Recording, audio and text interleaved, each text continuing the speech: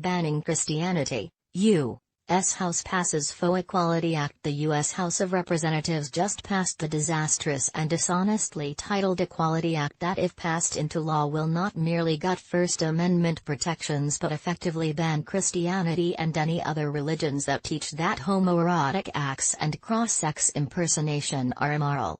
This proposal, H.R.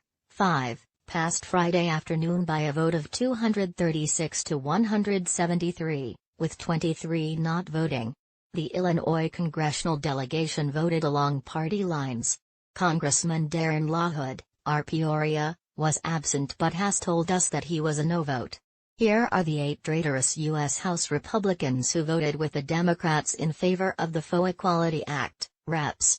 Susan Brooks, Indiana; Mario Diaz-Balart, Florida; Brian Fitzpatrick, PA; Will Hurd, Texas; John Katko, N.Y., Tom Reed, N.Y., Elise Stefanik, N.Y., and Greg Walden, or.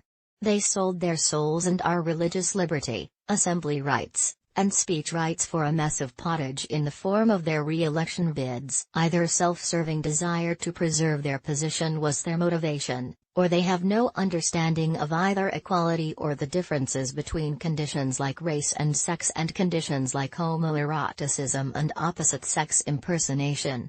The National Review exposes how radical and dangerous the Equality Act is. Douglas Laycock, a law professor at the University of Virginia, has been a longtime supporter of same-sex marriage. Laycock has also been a longtime supporter of enacting a federal gay rights non-discrimination law, but he doesn't support the Equality Act, a bill just approved by the House of Representatives that would add sexual orientation and gender identity to the 1964 Civil Rights Act, because it would crush conscientious objectors. It goes very far to stamp out religious exemptions, Laycock tells National Review in an email. It regulates religious non-profits. And then it says that, the Religious Freedom Restoration Act, does not apply to any claim under the Equality Act. This would be the first time Congress has limited the reach of RFRA. This is not a good faith attempt to reconcile competing interests. It is an attempt by one side to grab all the disputed territory and to crush the other side. Laycock says that religious schools would probably be viewed as public accommodations under the Equality Act even if they refuse all federal funding.